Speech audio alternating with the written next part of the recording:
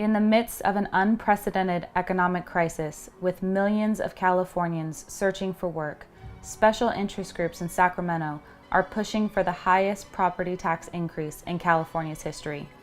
Proposition 15 is a $10 to $12 billion a year tax on all California businesses, large and small, and is the beginning of weakening and then eliminating historic Prop 13.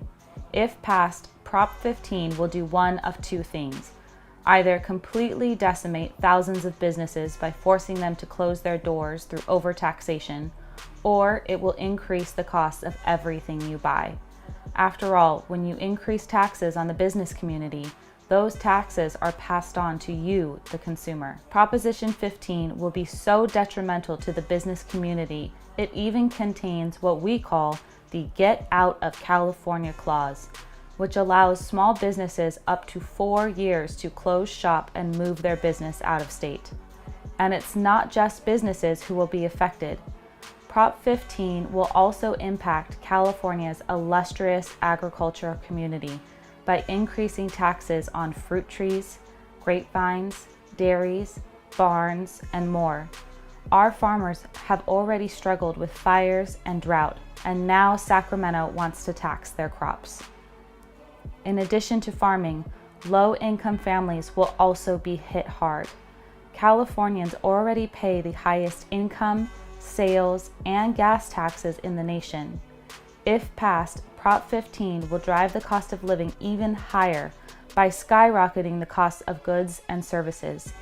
When you're struggling to get by, having to pay more for milk, coffee, diapers, bread, and more makes a big difference. Supporters of Prop 15 claim this tax increase will go to our local schools, but don't be fooled.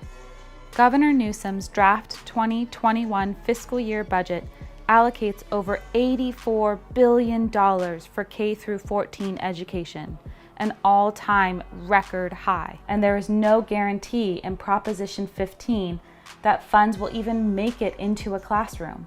Over $900 million has already been allocated for educator recruitment and training. Plus, education is actually projected to receive less than 30% of these funds. In fact, schools are last in line to receive Prop 15 revenue. Instead of managing the billions of dollars Californians already pay in taxes and making the same hard decisions Californians have had to make during COVID-19, Governor Newsom would rather decimate the business community through extreme taxation.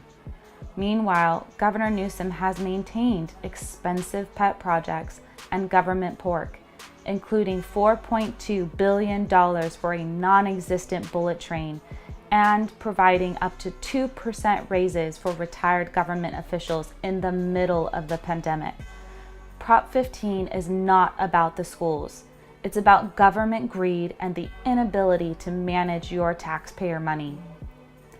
If passed, Prop 15 will cause fewer jobs and reduce wages when millions of Californians are on unemployment, will magnify the housing crisis, will raise prices for goods and services, and will leave homeowners vulnerable to losing their Prop 13 protection.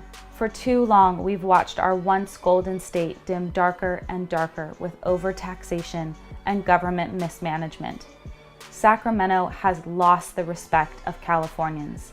This election can't be about political agendas, but about what's best for the future of California.